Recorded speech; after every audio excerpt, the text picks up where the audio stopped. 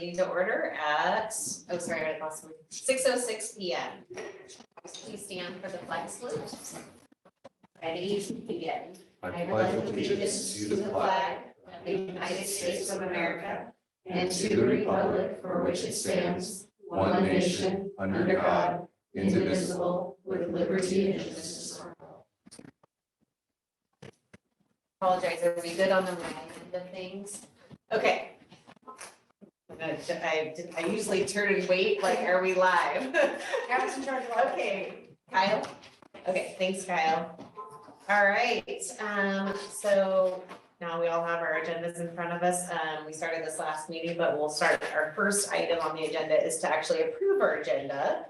So you've had a chance to look through it. Is there a motion to approve our agenda? Motion to approve the agenda. Second. Any discussion or, no, questions about it? All right. Take it out.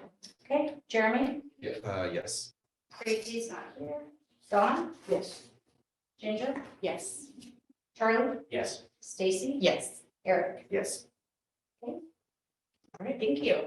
So first up, we have Marcus Gould, our student representative, to talk to us about things of interest going on at the high school. So welcome, Marcus. Thanks for being here. So there isn't a whole lot going on. Cheer is hosting a competition this weekend. It's Sunday. And then next Wednesday, Key Club is doing a blood drive. And then swim had a meet today. And I'm not sure how the people did because it's probably going on right now. And then band and choir, they're both prepping for All-State. And then that's about all that's going on recently since we got back from break. Gotcha. Yeah, quite time. You guys are gearing up for Spirit Week Yes, that's in February. in February. I had lunch with the freshmen the other day and they say they're gonna win. Too. It happened. Is it all of February or is it It's like, 1 week. do you know which week it is? I'm not 100% certain on the dates because we haven't like been a Oh, full week, but near the end. right Okay. now we're looking at February 13th through the 17th. Okay. And then having winter formal on that Saturday, which would be the 18th. Okay. Thank you. I was looking for communication of that at the high school and didn't know if it had been.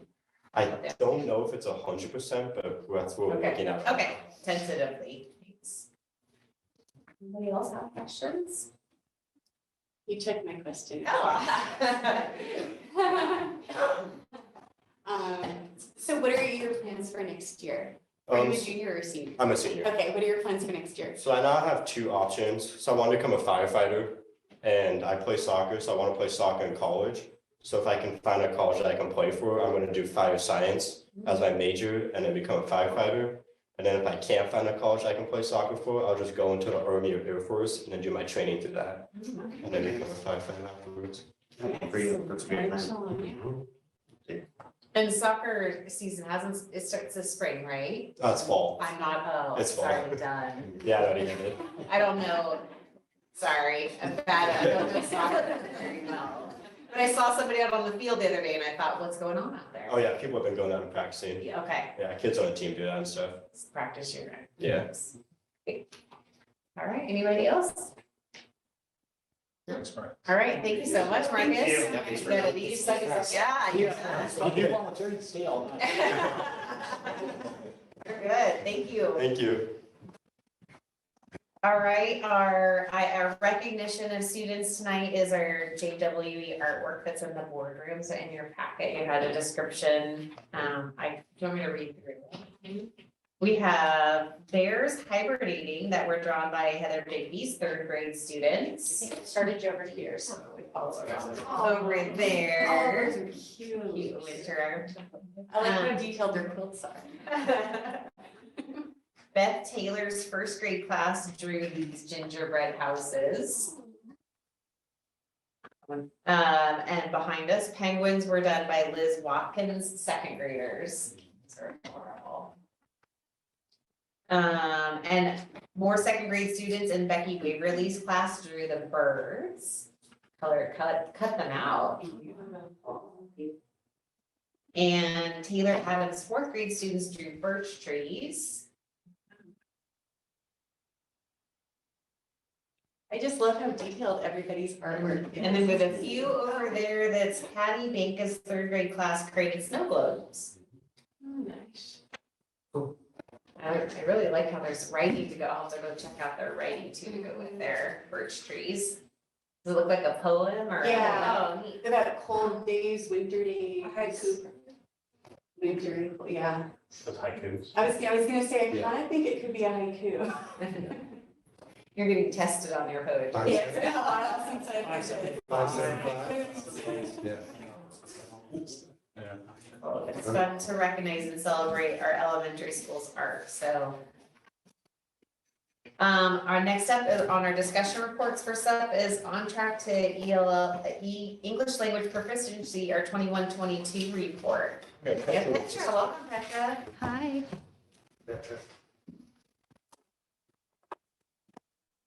So the On Track to English Language Proficiency report is basically a measurement of how our English language learners are doing, how they're meeting the expectations of progressing in their English proficiency.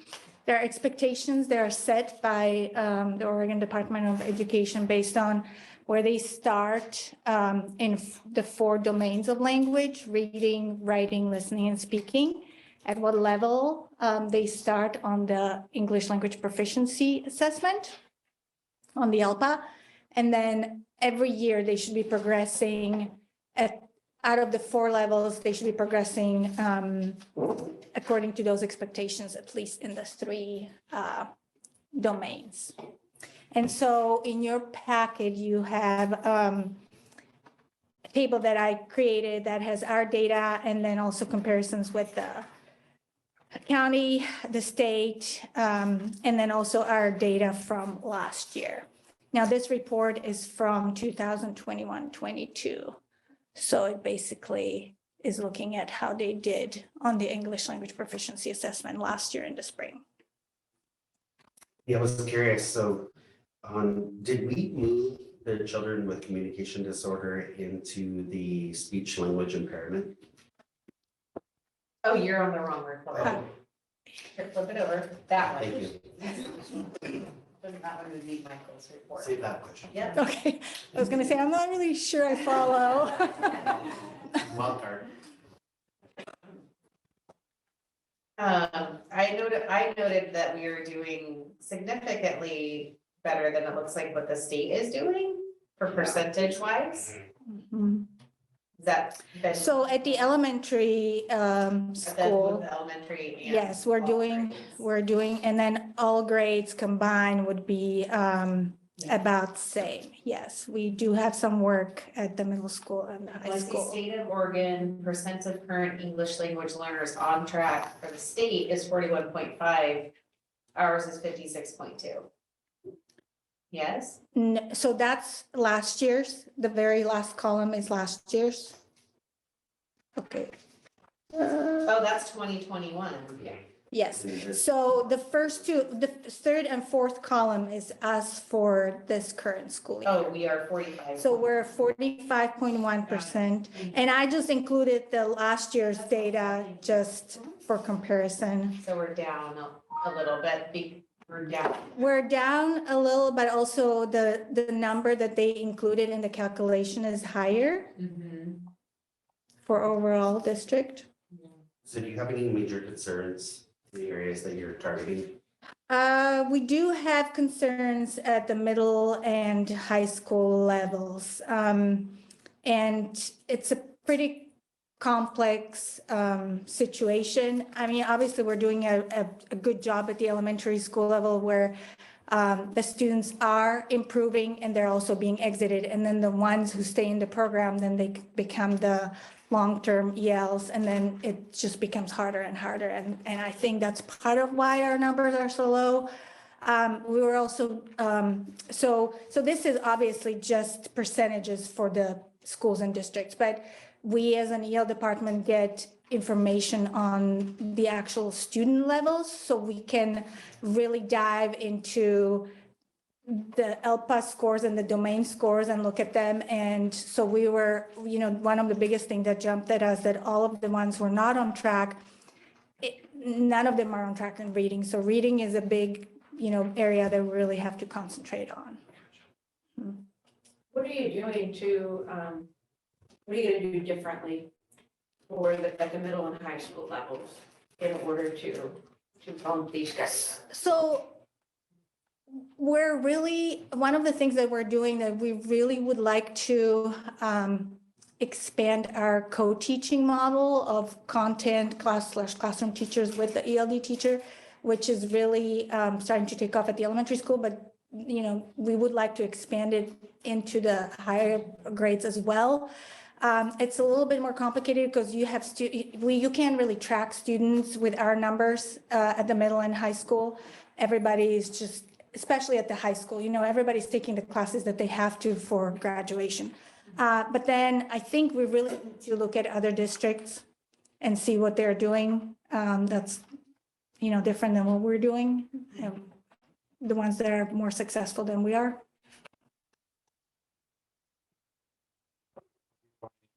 Kids, if they're struggling to learn English, are also struggling in their other classes because of that.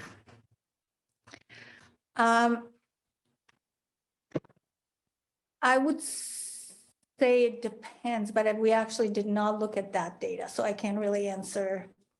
We can look at that. We can look at it. Mhm.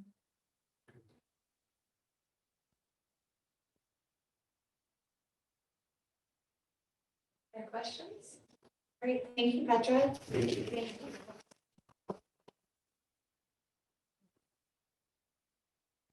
Now we have our special education child count report. Do we have Michael to? Michael's that? not. Okay. We're gonna take the questions you Okay. have, if we can't handle them, we'll have Michael. So out of the gate, you heard, I'm wondering, we went from 72 in 2021 for communication disorder to none. And at the same time, speech language impairment jumped from 0 to the next two numbers, which were pretty on par. I'm just wondering if we shuffle. I think they changed why? the So- name. Yeah, so you're dealing with a difference in terminology. Yeah, So that 72 corresponds with 67 in the 21-22 column, fourth from the bottom. right. And then there's a similar shift between what used to be called emotional disturbance and what is now called emotional behavior disability. That So was you my see a follow-up. very similar correspondence there. Gotcha. And then is that federal terms? Is that the State, as far as I know. state? Are we concerned? Are there any particular of these percentages that jump out that are not on par with the rest of the state? Our overall is slightly higher than the state, Oh, yeah. but not a considerable amount higher. Mhm. Yeah, I think that's this chart on the back that gives our special ed count, our percentage of students who have IMPs from since 2015-16 to current. That's what I wondered. I'd love to know how we compare to our neighboring districts. And I think it's interesting right now too, because there's been articles and things about it, is with the learning loss due to COVID, there's either on some people and parents included increased, concern around students needing IEPs, but determining whether it's due to learning, interruption to learning, or whether it's actually a learning disability. And so there's this national conversation around, do we put students on IEPs or not? So you have to balance it, right? We have a child fine, we need to identify students who actually need it, but also not over-identify because they've missed instruction. Yeah. So I just am curious how we compare to other, As far as the number of students in, our percentages, yep. we're about a percent higher than what our neighbors are. Okay. What our statewide average, I can't speak for neighbors, so that, it really does differ a lot from district to district, just the process for identifying and. And I know that often we'll get a report and it'll tell us whether we're out of sync with what the state expects, and then a plan goes into place. Does this feed into that? It eventually does. yes. Okay, eventually, so we'll This is hear the later. annual census. Okay. It's, Okay, So we'll hear later if we have any areas the state says we need to remedy. Yeah. Okay. And then along the same line, so like I noticed autism spectrum disorder has increased somewhat dramatically, or with our volume, not on par with our student volume going up. Is that, this might be a takeaway, is that self-identified or is that something where we are notified, we have to have a doctor's, like have their, It's our evaluation. our evaluation within the school, not, okay. And who's that through? Through our nurse? Our school psychs Okay. primarily do that work. And do we work with the parents HMO or, with the medical field or about that outside of the school? No, this is about services within the school. Okay. So part of the evaluation process of the school. So that's and a lot of times, those evaluations are done in early childhood special ed. And they carry through into school age. Gotcha.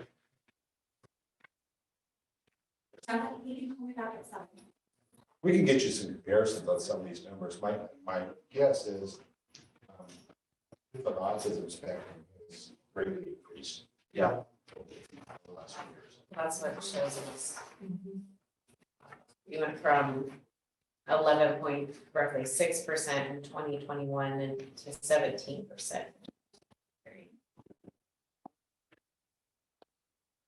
From 31 to 45 students.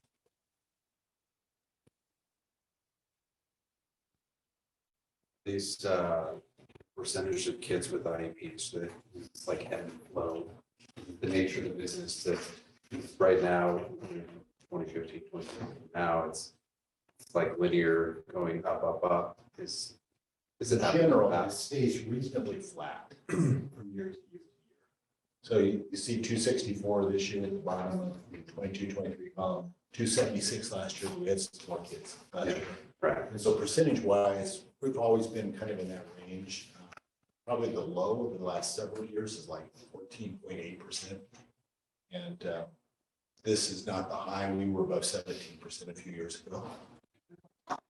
Is there a trigger when you get to a certain level that provides more services to us, more money, more help to service these In kiddos? fact, in the funding formula, we're capped at 11%. And then there's additional that I'm not quite sure how the formula works for the additional. Are you, Rachel? I don't think, I think it's a It's a formula. formula. yeah. it's in the system. But we do get some additional funds for students on IEPs. But the situation with the kids is no child, so a child could be ELL, have an IEP, poverty. There could be several factors that would be weighting factors in the formula, but no child can be greater than a 2.0 weight. And a special ed is a 1.0 weight on top of the 1.0 we receive. So just if a child is identified, where that gets a little skewed is we're capped at 11% of our enrollment we can claim. Above 11%, we can't claim except through the district formula.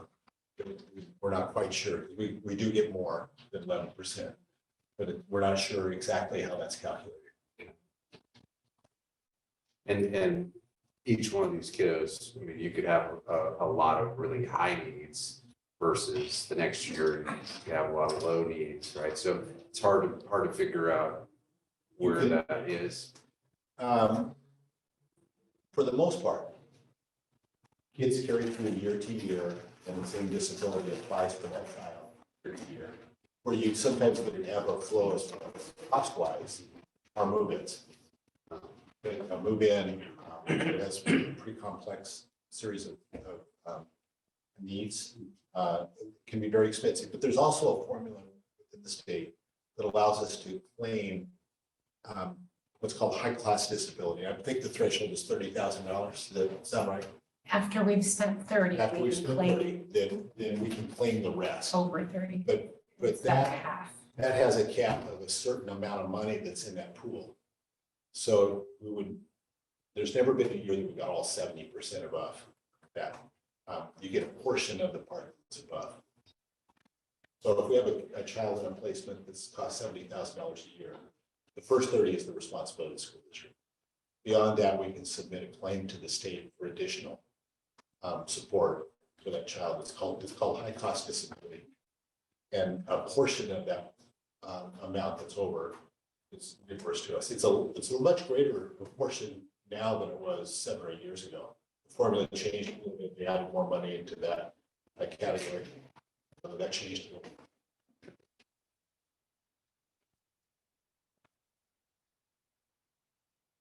Questions? Okay.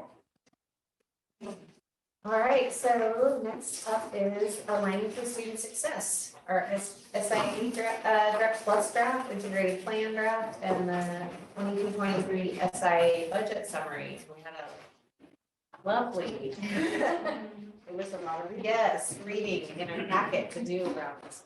That was helpful. We also provide you with an executive summary that you couldn't go into all of it, but at least see what the nuts and bolts are. I read the whole thing first and then found the summary of it. And then I read the whole summary before I figured out, this is the exact same thing. Are we gonna have any conversation or just Sure. dive into Jeremiah questions? and Leslie, why don't you come on up? Jeremiah's going to handle the majority of the questions here. So this has come to you like this. I would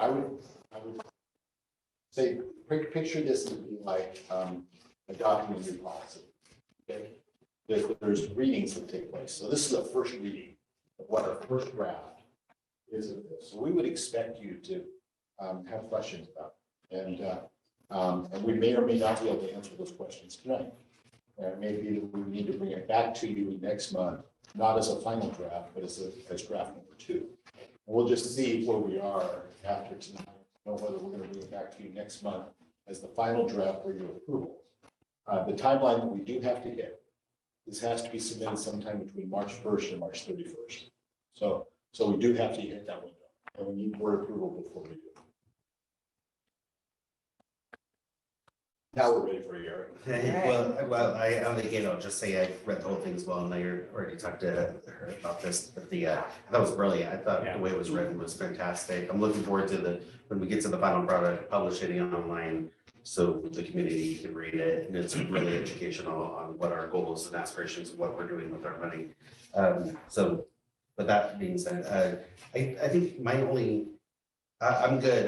My understanding is we're maintaining what we've already put in place with this plan, and which is important because I feel we really worked out very well with established like what our needs are and how to support us.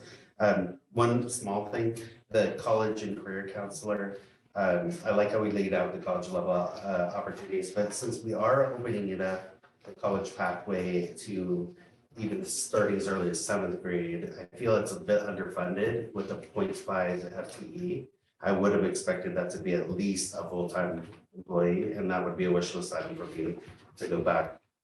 How do we work that out? That person's spread pretty thin, and that's super important for the success of this district. So the answer to that piece is she is full-time. The funding for it is currently held, half of it is held within this plan, and half of it currently sits in the ESSER plan. Okay. So what you see here is the amount of the position that's funded within this plan. But the position currently is full-time. It has been for a couple of years. That's in the Measure 98 plan. Gotcha. That would be good to make those clarifications in here, and for any additional 0.5 FTEs that are in here, if it is truly a full-time. I'll jump in. I do have some things along the way. It'd be helpful if we kind of went through. On the activities, so like pages, 8, well, it starts before that, 6, 7, 8. It seemed in the language, retain or maintain, it would use the words. Correct. And so that tells me it's a strategy or an action that we're doing. But then there were, so I think that anytime it says retain or maintain, that means we've already had it, right? Correct. Okay. Because sometimes, so then like activity 3.1 middle school elective instructors, it says funds for added staff at the middle school, so I don't know if that was already. Is that a retain or a maintain? It's a retain, so Okay. that's very helpful, actually. Okay. And so then really our new activities Are the highlighted. last three. Because also 3.4 says fund music teachers to support added performance groups for grades 6 to 12, so wondering if that's a retain. It's a retain. Okay, If you want a code, like a cheat code to that, if you go back to the the front page. The says front, the school sec- list. page 3, Yep. and if you look at the parentheticals at the Yes. backside of now, these are SIA elements only, and SIA is only one of the 6, Yeah, but it's the heaviest of the 6. yeah, And if you look at in place is code for, was part of the original plan and is moving forward. If you see completed, you'll see SEL curriculum and WLK library improvements. Those are completed. They're now out of the plan because they were okay, one-time fund. okay, And then what's not in that list are the new items, which you noticed toward the end the bottom. of the SIA portion. 38, 39, 310. Yes. So I also noticed that 3.8 supplies and equipment for CTE electives. It also lives in the CTE fund. The last thing says purchase materials for CTE courses. On It's in both places. 3.8, Yeah, 3.8, which is supplies and equipment for CTE Yes. electives. Is that the same? It's just having now 2 funding sources for the CTE materials? yes, what happened was that, so Measure 98, high school success, is a fixed variable fund. So it's a dollar amount per student. And our staffing costs are not fixed variable, right? They do nothing but, well, often they rise. Most often they rise. And so we and other districts experienced for the first time this year that the escalating staffing costs, labor costs associated with that hit a ceiling, which started to inhibit our ability to purchase the supplies materials. And because Measure 98 preceded SIA, the CTE programming wasn't evident in the SIA plan. And so this is our attempt to do exactly that, even it out so that there's a sustainable source for that programming. That's great. I felt like 310 just didn't tell me much about what that was. Yes, and it's even Tell me more. it's even mistitled. So I rewrote, it should say, OEE, I was like, what? it should say that the focused use of funds, I noticed that as I was looking at this page. This is looking at, we have a lot of focus on our after-school clubs and activities, especially at JWE and the middle school. And those have been in place this year.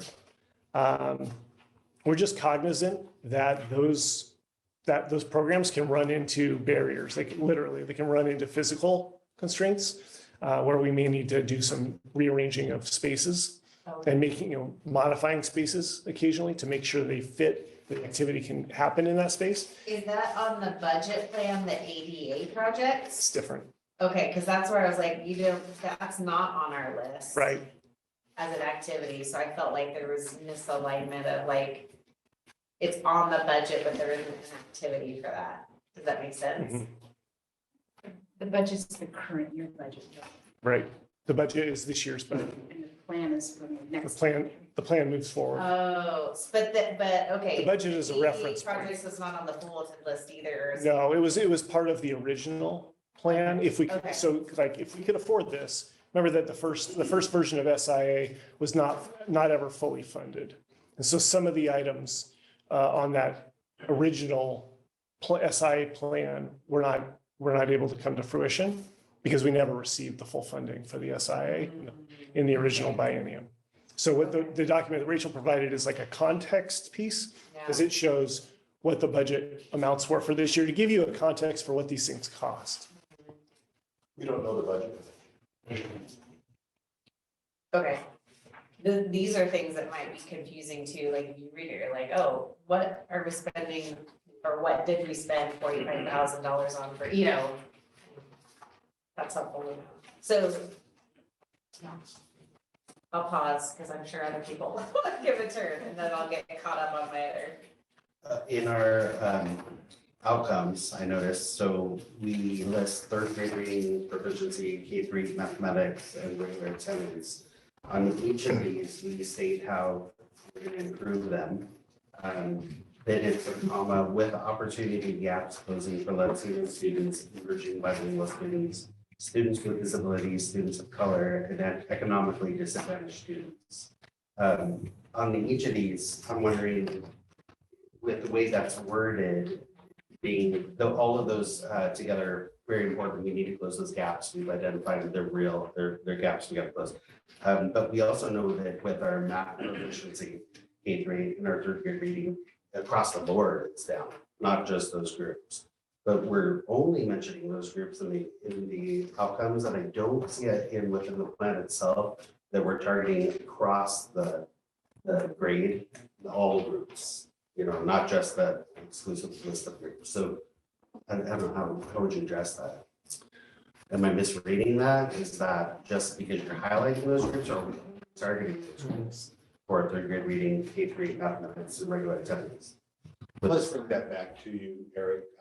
I believe what the answer is to that is that there's a significant disparity in those groups. Sure. And that significant disparity weights across all the groups. So if you look at all kids, you're going to see that the numbers, whatever the numbers are driven by kids that are really struggling, which are representative of different groups. And that does say that they have the biggest opportunity gap. And that was part of the needs assessment. And that's part of the data that we asked the ESD reports. Yeah. So that we had a pretty comprehensive look at our students, and those are the things that really jumped out at us. Which, and I know that we've been targeting those groups, but I also know the community's concerned that like reading proficiency is down across the board, right? So I want to know that we're not just targeting these particular focus groups, but that we are targeting all. Are you talking specifically about third grade? And K-8 math for sure, you know, that's a major concern, but we need to bring our district up to proficiency. By targeting a small group of a population of our students, that's not gonna work. We need to work on the entire K-8 at this point, right? That's not addressed in here. So. So we can bring that On back. page 5, Eric, Sounds good. we have third grade proficiency in reading as an outcome. We have K-8 math proficiency, regular attendance, increasing ninth graders on track and That's- graduation rate. That is what I'm talking about, but if you read on, it only then lists the particular targeted groups. That's what we're talking about. Oh, I see what you're saying. It doesn't list all students. It's not talking about all students. It's talking about very specific subset of students. Okay. So, And then that, just in alignment, that same question on page 18 is with a spot for this continuous improvement plan goals. I found it actually a little interesting in this process. They called it an integrated plan, but they want you to have goals for different plans. Well, we don't have a choice. Excuse me. Don't have a choice about submitting a CIP. Swallowed a peanut a while ago. Somehow it just got to me.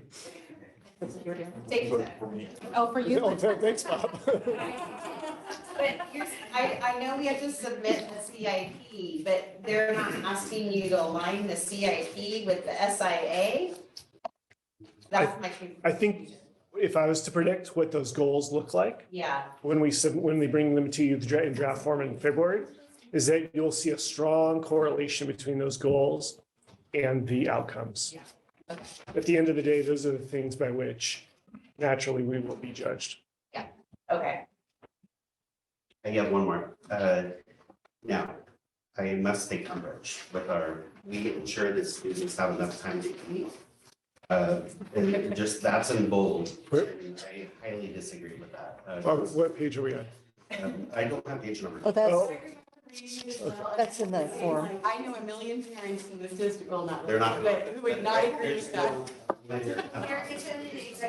I got you. No, I know where you are. I know where you are. Yeah. So let me just address the formatting. You're looking at two distinct pieces. What we go through the numbered pages that end on the continuous improvement plan. So page 18, ending at page 18. This is essentially the community facing and school board facing document. What Leslie has done is to answer there are a number of questions in a portal that when we submit in March to the state, these are responses to specific questions that ODE asks. And they have pretty strict word counts. So they're all pretty much 250 word counts. These are a series, some of them are 500. These are a series of answers to those pretty varied series of questions that are part of the portal. But in terms of the substance of the plan, you'll want to focus on this. Got it. Okay. Yeah, this is the survey essentially. Yeah, got it. Well, I But want to It's make fine, sure yeah. I'm putting this out there, that before we do put this response out to the community, that will draw the ire of a lot of folks that don't agree with that across the board. You know, we have the, But this part is not going public. I know, but I'm still at the board. Is it? So I want to make Is sure it? this is public. Where is it? It's on, is it's, One. it's okay, like 1, 2, 3, 4, 5, 6, 7 pages after the. it starts that one. with Gladstone students have access to library programs is at the top corner and it's on the back page. I got you. In the second paragraph. And then it's, yeah, like the second, yeah. And that's a complaint I have been hearing from kids and parents for over 10 years now, that, and when I've worked in the school and I answered the parents and I say, well, no, they have this amount of time, but the fact is the kids are up and talking and not focusing on eating and they're not getting their food eaten in time. And then they go home saying, I haven't had my lunch, they didn't give me enough time. And it's every day. And I know, you know, like at the elementary level and at the middle school level, we're hampered by the size of our room and how many kids could travel in and out of there at a time. So we have kids eating lunch and shifts. At the high school, most recently, the Lions, you know, talked specifically about how we limited the number of students in the cafeteria, so lines are shorter, they're not shorter. I've heard it from, you know, I'm out of school with my kid, but my kid had a family issue where she's eating slice of pizza literally every day because she can't get in that line. There's no time for that. So I just want to make sure to throw that out there. Noted. I did have one more, where is it now? Okay, our focus strategy of attendance teams, the family liaison that we did we still have, we're Yes. retaining, Yes. maintaining. Are we using that person to help our work with our attendance? Yes. Yeah, Yes. she is a part, so she is a part of our, each school has an attendance team. Mhm. And then those groups come together once a month, approximately once a month, and she's part of that. I feel District. like that'd be a good thing to note here, that we have, it's powerful, like we have it in my district, and having a family liaison and someone who can help bridge that, I think is a powerful strategy. And would be good to. It says at the district level, but it just doesn't add that piece. So it says formed at each school and at the district. No, the family liaison Oh, right. part, that. But she's part of that supporting team. that. Yeah. I think that's that's a good investment, and it reaches. So, And she's amazing at it. oh, awesome. The person we have is just incredible.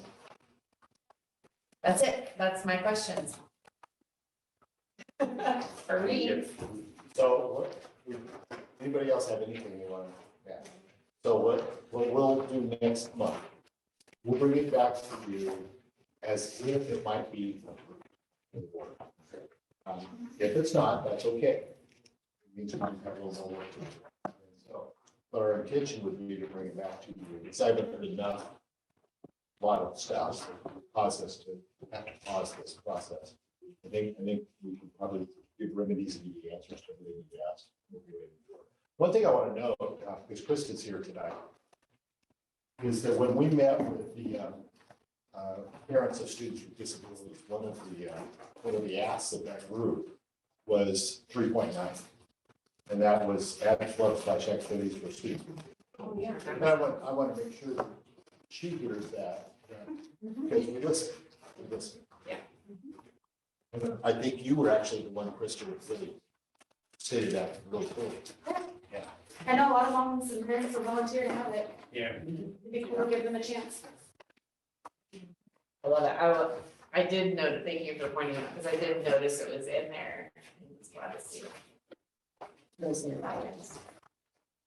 I love all of this, and I love the need assessment summary. I love that it got down to such a level that that you included even the feedback within the focus groups and what happened within there, from the Ukraine parent, providing feedback about feeling wonderful that they're here, at this point, that the LGBTQ and Jewish community expressing their feedback about their experiences, that the parent of a deaf student stood up and yelled at their parents to stop railing on everyone. That there's a definite need to stop the negativity within the district and focus on these kids and doing what's right for them. That's loud and clear in all of this great work. And for a first draft, amazing. Yeah. Yeah. So Very appreciative. Leslie is the primary writer. So she's sitting here. Thank you. When we first got that book.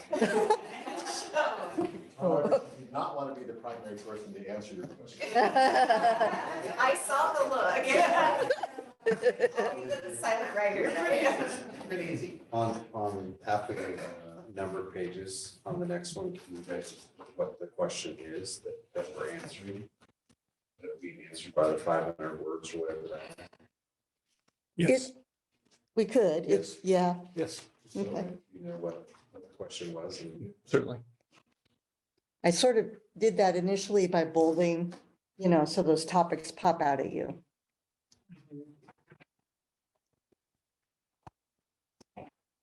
Thank you. Thanks, Leslie. Thank you. All right. If you guys come up, I mean, of course, if you come up with something else, please let Bob know and Or let us know in enough time, and we probably have a remedy by the time we get here. Jeremiah, are we looking to expand the college credits that students can get? So I know in some districts, in some surrounding districts, when kids graduate from high school, they're also able to get their associates. So we have anecdotal stories about graduates who enter as, late sophomores or early juniors, depending on where they're going and how tightly aligned their high school classes, their pathway credits are. I know that our CTE folks are pretty focused on expanding our pathways. So it may be a matter of a little wider first than necessarily deeper to give kids more opportunities for various pathways. A Okay. good example of that would be, what are the two added? Photography is one in which there's been a lot of investment, Information technology. and information technology. So We're heading there. We're just not quite there yet, but that, we're gonna get a little wider, but then maybe. So Don, I think this is a place that the board can help. Oh, okay. And how the board could help is what I've come to know over my career, of watching our students who are assistant, leave our high school. Their plan changes markedly from the time they were in middle school until they graduate from high school. Because there's a reality of affordability of the plan. And I call it the graduating students with the ability to execute the plan, whatever that plan is, and not having to say, I'm gonna have a different plan because I don't believe I can accomplish that plan. I think if the board gave us that charge, because what I can see is that we create documents that parents can have it in their hands when a child enters high school that lets them know, not only do we have these career pathways, it actually leads towards, this is how quickly you could get an associate's degree. I just had a conversation with a parent a couple days ago and asking what their child was doing after high school graduation. And they kind of had it in their head. They took a whole lot of classes from high school that have college credit attached to them.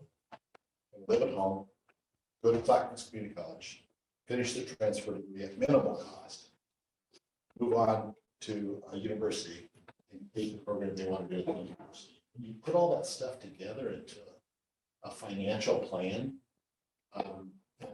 it changes how kids can think about their future. And so I just think that that's a really critical piece. And, if I was going to give the board a charge, I would say, why don't you ask us to take a deep dive on that and come up with a plan of action that we can give to families. And the Bob Stewart dream is that we start counseling families in elementary school and early middle school so that they can share the dream with their child. Often what happens as a child gets older, the reality hits the families. And then they try to coach their kids into other things that are cleaner and less costly or less involved. And I just think there's another answer. I would say that, remember last year, we agreed to put in the information technology classes. All those classes are college credit classes and self-guided classes, and I think we should continue to do more of that. And aren't they, we talked about them leaving and even having a certification. Correct. When they finish that pathway, Multiple right? certifications. Yeah, yeah, Each of the And five. then how does that fit into right, completing a full transfer right. that I can go on to the University of Oregon or the state? With my degree. But I know being a small high school, because we've experienced that, even trying to stay on those paths of getting the college credit is challenging to fit into your schedule because of the limited number of sections offered, You right? can't do it all. Yeah, so I think it's balancing, like, if we do that, then what does that mean for being able to fit in? And can kids get into it? But I think that's part of the point of, like, Bob suggesting that that's part of the plan and counseling, that we're starting as early as possible. So that as the students emerge into Yeah. high school, they know kind of like, this is how you do it at minimal financial cost if you aspire to these things. And so they're prepped for that commitment, I guess what I'm also saying is like, does it provide, what is the level of access to it? And what does that mean for, like, mapping out your high school, right? Yeah. And what are you, and do people know the options and what are the options to be able to make that path fit? You mean like if they have that as a goal, but then they aren't able to get into the classes or the program, then what do they do with their goal? Kind of, I mean, yeah, but also, like, That's our we have job. great, yeah, it's just, I think mapping it all out. And I think that our high school counselors, I mean, my experience have been, like, if the students are going and talking to them and asking good questions, that's working for them. It's the kids that don't know or the families that don't know to ask Or the families questions. that should know. But you talk to them when the kids are seniors in high school about how many college credits did, like, oh, do we have that? And that's so, too late. I think there's some intentionality. I think we're going to drive that. Can we just say we do that, or do we have to like put it on? Let's have a little bit of a study first. Well, why don't we discuss this in our work session as well? Just like that, the agenda, it would be great. And I can give examples, like Benson, I graduated from Benson High School. And there were two sides of Benson. There was a health occupation side and there was a technical side. And you could choose either one of those. You had to choose one of those. In the technical side, you could go electrical engineering, you could do mechanical engineering, you could do construction, you could do foundry, you could do all sorts of different things on that side. And then on the health side, nurse, doctors, name it on that side, I didn't go that side, but, so we could essentially turn a school into something like that, where you could have pathways for kids to choose as they got into it as freshmen. You chose which path you were going to go. I'm sure there was switchovers with people along the way. But at least they knew what they were getting into when you came to that school. And it was such an incredible program. My husband started his teaching career at Benson, so it was amazing. Did he teach? What? Joe? He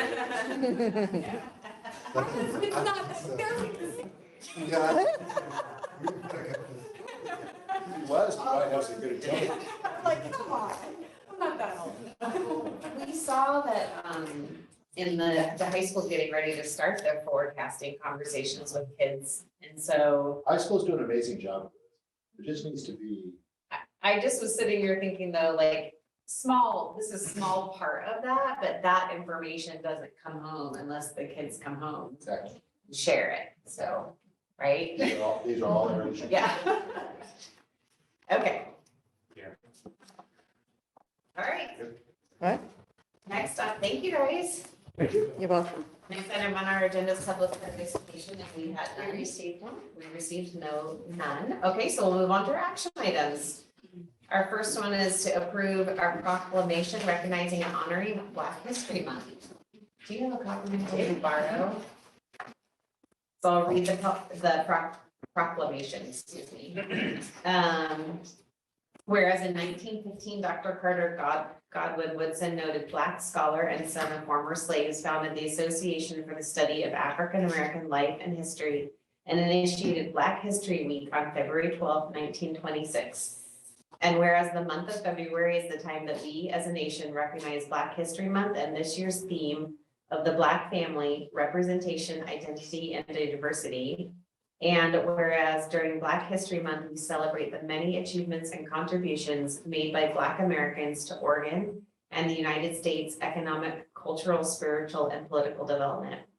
Whereas the Gladstone School District is deeply dedicated to equity and inclusion, this stance includes a commitment to building a racially diverse, caring, and equitable school community where students of each race are valued as unique individuals. Whereas the Gladstone School District strives to close the equity and outcome gaps for Black students through policies and practices that reflect the experience of Black students, ensure greater access and opportunity, and honor history, heritage, and contributions. And whereas not only during the month of February, but throughout the year, it's important that our district leaders, staff, and students and families learn, understand, and reflect upon the history, experiences, and contributions of Black Americans. Now, therefore, it be resolved that the Gladstone School District hereby proclaims the month of February 2023 as African American History Month in the Gladstone School District, and encourage all residents to honor African American history and culture.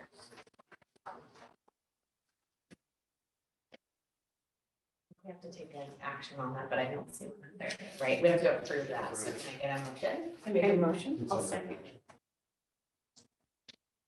Okay, any questions or discussion? Okay. Okay, Donna? Yes. Andrew? Yes. Charlie? Yes. Stacy? Yes. Eric? Yes. And Jeremy? Yes. Okay, next action item is to approve our minutes from our December 14th board meeting. Motion to approve the minutes? You were absent. Oh, well, I read them. I was there, I'm gonna shoot through. I'm so sorry. I'll second. Thank you. Yes, Any questions or discussion? and I did watch. Okay. It says you were absent. I watch it on YouTube. Oh, I you sat watched there it, the okay. All right. Okay, Stacy, Yes. Eric, Yes. Jeremy, Yes. Charlie, Yes. Ginger, Yes. and Yes. Okay, our next action item is to approve a budget committee member. This rounds out our budget committee. We have Krista Stevens, so like, could I get a motion, for Krista Stevens for position 1 on our budget committee? I motion to approve.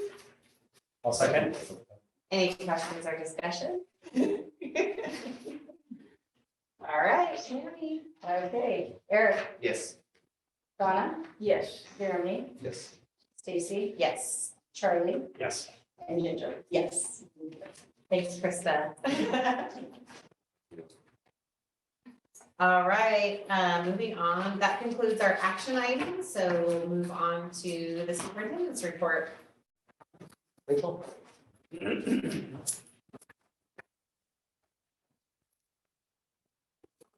Madam Chair, members of the board, first off, it's Board Appreciation Month, so I just want to say thank you for your service and everything that you do on behalf of Gladstone and our children. The financial report in your packet today is for the period ending December 31, 2022. It's halfway through our fiscal year, which seems just kind of crazy right now. We're gearing up and looking at internal budget calendars and prepping for trainings already, so. As a summary on the bottom line, the general fund local revenue estimate has been increased to reflect interest earnings. So along with everything that's happening right now out in the economic world, if you will, we've actually collected 100% of our budgeted interest earning revenue already. And so we've increased that. Our funds are invested through the short-term investment fund through the state of Oregon, and they update those interest earnings rates pretty regularly for us right now. We're a little delayed from the market, but it does go up. Has basically doubled since the beginning of the year, which isn't saying much because it's still under 4%. But on the expenditure side, on the general fund, there is an adjustment for updated knowns and estimates. It's conservative in the sense that I do feel strongly that we'll do better than this. But based on what we know at this point, a full year of stipends, estimates being adjusted for leave coverages, we have sometimes those costs look double because we have folks that are out and we're paying subs to come in for longer term coverage periods. But I'll continue to review those monthly with our actuals and update them as we go. Overall, it looked as if we would be spending down just over $236,000 more than what was anticipated. Some of that is offset with savings within the various expenditure categories. I do anticipate some of that will also be offset with future revenues. Bottom line, though, in order to spend more than what's been appropriated with the adopted budget, the board would be asked to adopt a budget resolution to give us authority to spend more. And sometimes that can look like an increase in expenditures, appropriations, offset by increased revenues, which is what I will anticipate. But sometimes that also looks like us adjusting expenditures between contingency, out of contingency, and up to our salaries and instruction and support services functions. So it's not so much the bottom line we should be okay. We have to monitor based on the budgeted appropriations. So that's to say that I do anticipate we will need an appropriations adjustment. It's just too early to be able to say whether that's going to come from contingency or it's going to be coming from an offset within the budget or additional revenues. So we do know that statewide enrollment is down, and that generally translates to more revenue per student. But those numbers and estimates won't come out until later in the spring. And so we won't proceed with any requests for appropriations adjustments from the board until we have that information. Any questions? Can you remind me, what is the 184,000 on the other uses transfers? On the front page for the general budget. The other that's where our insurance premium, so our property casualty liability insurance, and then dues and fees comes out of that one as well. I'd really like to monitor this number, so I think for me, it's not necessarily a question, but something that would be really helpful for me in this summary, and love your summaries, is to remind us from time to time where we are. Okay, last month I thought it would, because I know you're up on it, keeping on where our projection are. And I remember before, if I would have gone, we didn't have this. This is the first time we've seen this, Right. right? Mhm. So if you could kind of keep that rolling forward, does that make sense? Yes. Like, last month I said this, now it's looking like this. And why? Any context that keeps us Yeah. from the weeds of looking at a spreadsheet would be. To Stacey's point, it's like being able to look at the snapshot as a current game state. Yeah. And being able to contextualize, because it's like, again, on a certain level, it's gonna be like a number that yo-yos based on Yeah. expectations. And us being able to sort of hold it, at least for me, it's like being able to hold it in my head of like, we're up and we're down and this is sort of why. But that context framed within like, is it within our control fiscally versus it not? And this is the cost of doing business because of factors outside of, what's going on in the district. That frames whether this is like a net positive or a net negative of what's going on. I hope that wasn't just word salad. No. Oh, I got Any it. update on the audit or is that coming up? So the draft audit report was submitted by our audit firm to ODE on the 3rd of January. It was the ODE version. It doesn't include our management discussion and analysis or a final report. We're hoping that will come in the next few weeks so that we can stay on track with the audit committee schedule as well as the report to the board from our audit firm.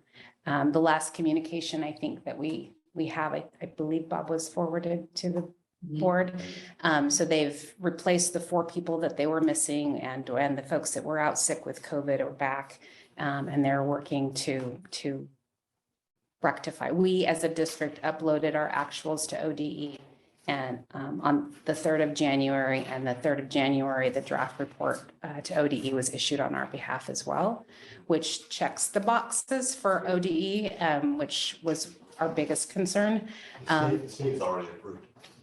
Right. The state Secretary of State's office is a second place where the audit report goes, and they've approved the extension. So we're no longer in danger of having funds withheld. Correct. Just need to check that first box. Correct.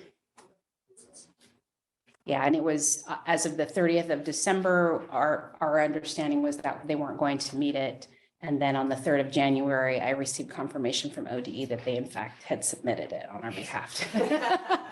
So 3 days of sweating it. Yeah. And I guess they were under promising so they could over deliver, which I'm just, I like it. I mean, if you have to do it, I'm just glad for the outcome as Right. opposed to the way making us sweat it in the meantime. But you bet. Principal reports were sent to you yesterday. And if you have any questions about anything, want some clarification, any of them, we'll get you. Personnel, there's just a couple items in the packet that have to do with and then finally, Rachel already mentioned it. This is board appreciation. And do we have a proclamation? Oh, you get to read this time. We do. I would be sitting over there. So.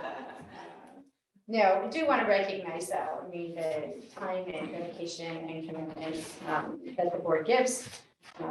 It's not just your monthly meetings here, it's all your connection with the community and response and trying to look at our district and our kids and our staff as a whole and do what's in everybody's best interest. So just greatly appreciate it.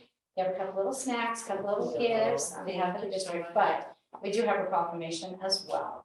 So Gladstone School District Proclamation, School Board Recognition Month, January 2023.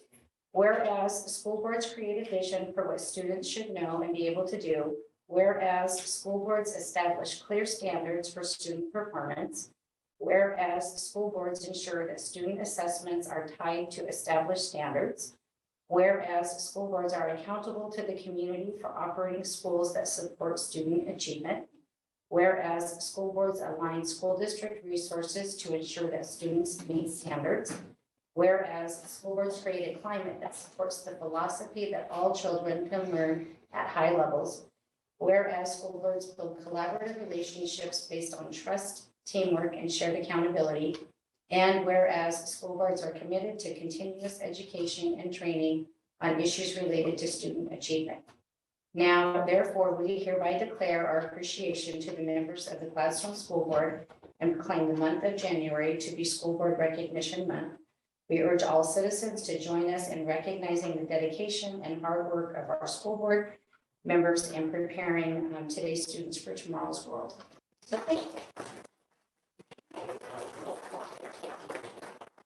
That's why you get the big paychecks. Yes. You get- That's right. Big So- paychecks are big. But now we have these sweet mugs. I take a couple extra cookies every time. We pick you track. That concludes this report. Okay, did you want the board, the committee statements?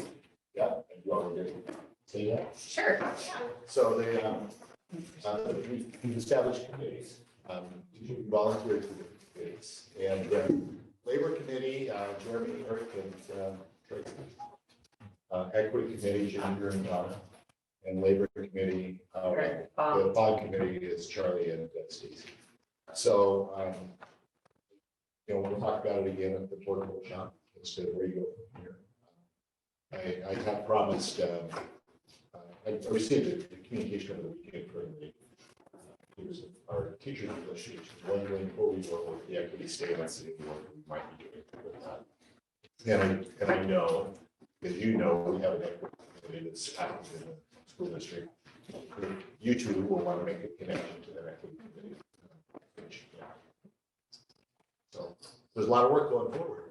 Classified bargaining will start soon, so Jeremy, Eric, and Tracy, that's going to be with the landing spot with you guys on that. And depending on what we do at the board workshop around facilities, then probably have some more going forward. Facilities. These are the names of it. All three of these. Okay. Okay. Presentations and suggestions from board members. So your opportunity to make presentations or offer suggestions on topics of interest. And I sent you some information too, looking for some feedback about our January 25th work session, what we'd like to focus on, and also thinking forward as well to the next several months, so we can kind of forward plan that as well. But one note to think about too is, and I think when Bob and I talked, we thought maybe we might use February to really dive more deeply into the bond facility needs. We talked about that might be the time to try to organize tours for you of schools, so you can see firsthand some of the things we're talking about. Potentially, I think that because we probably are behind at our middle level with how facilities are shaping up all around us.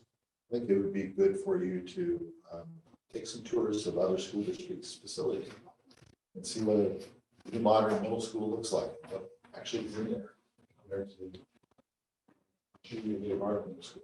So I just think that there's some things that I think you'll find really interesting. I think that when you see it firsthand, it brings a new level of urgency to the work than just talking about it. So we can schedule like a tour of the new one in Happy Valley, the new middle school. We can talk about where we want to go. That's awesome. It's So- incredible. I was in a brand new one in Wilsonville over the weekend, and there's some interesting things that are incorporated in middle schools that tend to make them look a little more like a high school in some respects, specialized facilities within the school. Let's get a vision for where we're trying to get to. Okay, so with that, Jeremy, can we start with you Sure. and move our way? Okay. I wanted to add, there's a couple more things happening, is that the play, the drama play tryouts were this week, and people are being cast and ensembles being cast, so it's coming up in a month or two, April, and it's Beauty and the Beast, so that'll be fun. And then there's a robotics competition this weekend also. Where's that? That's in San Diego. It's on Saturday. Come out and see it. How are they feeling? Is their bot ready? Well, I have an inside track on somebody that happens to be in that, and he says that both robots are ready, Awesome. and he thinks that they will perform way better than last year's. So he feels good about it. Excellent. Nervous. Yeah. Good. It's the right kind of nervousness. Yeah. Yeah. Well, he feels nervous about lots. good. That's all I had. The thing about the the work sessions, I think I see this list, and I think the operating agreements, I think we probably need to really just get that done and over with, and then we can move on to some of the other ones. I think that would be beyond the ones that are already planned. I think that probably needs to, in my mind, I think I would like to see that go. So, kind of piggybacking off of him, one of the things that a lot of the high schoolers are super excited about is the East Coast trip. That's coming up. We have less than 7 days to go until the big East Coast trip. Yeah, it's amazing and packed full of activities. So 2 weeks of it. Work session topics that I would like to see would be discussing future superintendent search, because Bob kind of gave us a timeline, a couple different thoughts there, and I think that we need to start exploring what steps we need to take and how to move forward with that. And let's see, the city council meeting was last night. I know that I'm not technically the liaison anymore. I don't know how not to be. So, Still do that. yeah. So a whole new council, we have a whole new council, new mayor, and 3 new councilors, and it was the most positive meeting I have ever seen in any of Gladstone's prior city councils. It was really incredible. Michael Milch is going to be a really great mayor. They elected a new council president. It's a brand new person. Vanessa Huckabee will be the new council president. And one of the things that Michael Milch spoke about that will affect all of us, they are really wanting to build the relationships with the people in the community, and also like with the school board. And really, they are planning to give us 2 liaisons that they actually want to come in person and sit here and take an active role in it. And I think that is absolutely incredible. That's what we need. That's what we've wanted. And it hasn't been that kind of doable thing, but I think now it can be. And I think when we start exploring bonds and all these other things that we've been talking about, that will be a definite piece to it that we need to have. So I'm super, super excited about that. And even like the city administrator was just, it was just all positive and it was really wonderful. So I have a lot of hope going forward. And that's about it. That's, I think, all I have, so. Thanks. Yeah, I wanted to just address sort of like the work sessions that are coming up, but it sounds like if we're moving towards like, diving deep into the bond measure stuff potentially in February, that's great. I mean, like the biggest question I have is that we have so much to do in the next, this year, the next few weeks and months. A bunch of our members are waiting for seats for the next election. And my question is sort of like, how aggressive can we be with this and having people's availabilities? Because again, I think to Jeremy's point, like, being able to knock out board agreements would be really great. There's, the equity conversation, that's sort of like a lingering thing that the teachers unions are asking for. I think like, there's a movement within the district that's a thing we want to not put on a back burner for too much longer.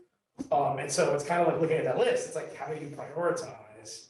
I'm certainly very itchy about the bond measure stuff, because that feels like a massive undertaking. And the sooner we start teeing that up, that's a lot of work we're gonna ramp into. And so over the next couple of months, I don't know if this board is going to be more often with work sessions and kind of what people's appetite is for scale that we can accomplish. Well, I think it's all balancing, I mean, whether we need more full board work sessions or now some of that work goes to our subcommittee, Mhm. right?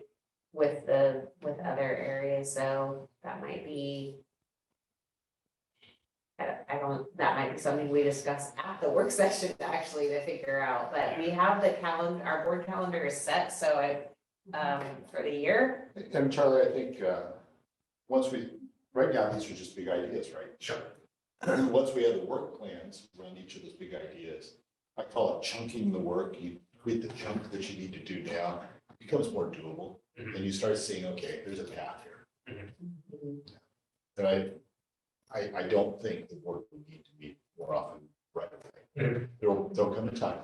Yeah, and plus, like, I think there's a lot of stuff that we have to address that is probably easily kind of cribbed from other districts in the state, like think board agreements or like, kind of not that much work, because there's a lot of, groundwork sort of been established elsewhere, so. But again, it'd be lovely to start checking things off of the list. Yes, get some stuff done, I agree. Anything else? We're good. Thank you. Okay, so I do feel we need more often. I'm open to that, so I'm gonna talk about that there as well. Okay. I think that because we do have a lot to get to, and speaking for myself, I have a short amount of time on the board, I want to get things done. So I think we need to knock out the board goals at the head of property meetings, that will give us a clear path as to which one of these to prioritize as we do them. I think we could do the facility study outside of our work. We don't need to do that as part of our work session. That should be something we schedule to do a walkthrough of the schools. I know when I did that, that's extremely valuable, and it really feeds the conversation of where we want to apply money. It'll also feed the conversation for a bottom measure down the road. But that's something we can all meet and do, or even do separately, get walkthroughs, I think the boardsmanship, I think the boardmanship meeting with the USB representative, I'd like to stop doing that. I don't want to meet with her anymore, and I don't think, I thought she was very nice, and I think a lot of that though was out of, say, 2 hours, we probably got actual work done for about 30 minutes of that. So I think we can do better on our own. When it comes time for the self-evaluation, I definitely think that's important, and I think that'll feed the next iteration of this board. Anything can happen with the seats that are up. We need to be prepared for that. I don't feel we need to pay the money to have the OSBA representatives during that. I think we'd be fine with the actual getting their documentation or seeking another venue to get that documentation. So I charge you, board chair, with looking into that as an option out ahead of that. But otherwise, I'm looking forward to the work session. I feel like that's where we can get a lot of this stuff done that we need to. But again, goals, I think, are paramount. We need to be able to tell our story to the public, what our expectations are, what theirs are of us, and be really clear about that. And again, it'll be this work. I think that's all I had. I'm good. I agree with everybody here, so I think creating the board operating agreements is really key. That's our first line of work, and then the clearly articulated board and district goals, I think, are linked to that. So I think that kind of connected. I think a board self-evaluation is coming, but I don't think that's the starting point. I feel like I'm super thankful that the district is really working on the chronic absenteeism, because I think that's just the key to student achievement, is getting kids in school. And so, I'm appreciative of that, and I agree that we need to look into the bond stuff. Again, I think what's most critical is our operating agreements and the board the district goals, the board goals, and then move from there. The equity stance is gonna be coming through the equity committee. I think the new superintendent hiring is it's in sight-ish, but I don't think that's like our number one thing, but it is coming soon. And yeah, so that's where I'm, and of course, the student achievement was an ongoing focus it's a central work, right? So. I think the operating agreements are gonna help us with the superintendent thing, because next superintendent with is the going to want few to of know these, what the operating Yeah. agreements are. Yeah. Yeah. So I feel like we have consensus definitely around that one. On board, articulated board and district goals, I would like to propose we wait until our plan is completed. Because they're identifying goals right now through the SIA plan and then the SIP plan. And so we don't wanna get ahead of that and then say our goals are different than. It's all gonna align, I think, but it doesn't make sense for us to get ahead of the district's creation of goals, right? We're part of that process too, so. I think that what makes sense to me is that might come more in the March, April-ish area. For us to, and maybe maybe coincide with that work, does that make sense? I don't know, maybe we Okay. fiscal lead at our work session. Okay, we can, okay. Because it's so late in the year for it. I know something that was really helpful, well, the district's in the process of establishing these goals through the integrated plan. So that will carry forward for multiple years, right? But if our board goals don't start till then and we only have 3 months left in the school year, that's where I'm confused. Okay, I think maybe, I found it really helpful for Janet's discussion around the goals versus priorities. You remember that, and so maybe we need to come back to clearly understanding what we mean by that. We'll make a note.